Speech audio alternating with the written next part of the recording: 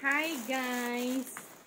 Ayun guys, diniliver na kanina ni Sis Banji yung mga pinatahit ko na pinacrochet ko para sa aking apo na si Leah. Ayan. Papadala natin to guys sa Bicol. Kasi first apo namin yun si Leah. At saka super cute. Tada! Hee! Diba? Ang ganda guys. Ayan. Kung gusto niyo magpagawa, i-message na lang si Banji. La la la la la. Ang manika namin ang susuot nito sa Bicol. Si Ate Shasha noon, marami din siyang mga damit na mga super cute din.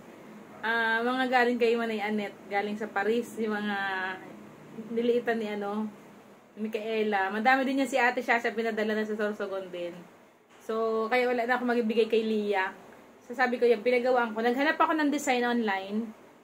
Ayan. Nakaya naman ni Banji gayahin yung style ng pagko-crochet. So, diba? So cute.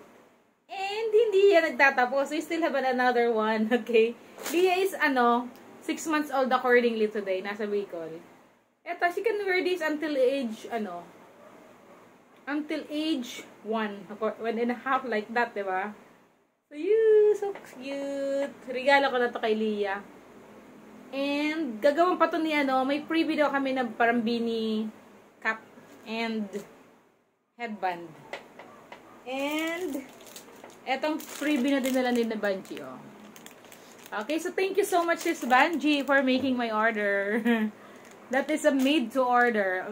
I have sent to her the design that I would love her to make. So, she made it. She made it right and very beautiful. Okay, so thanks for watching, guys.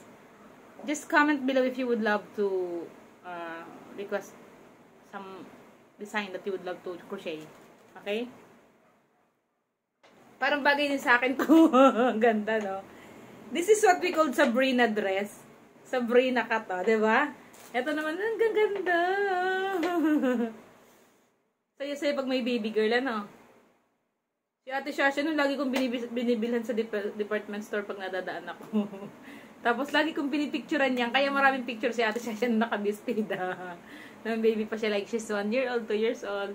Ngayon, ayan na magbistida. Gusto na lang pantalon. Bye!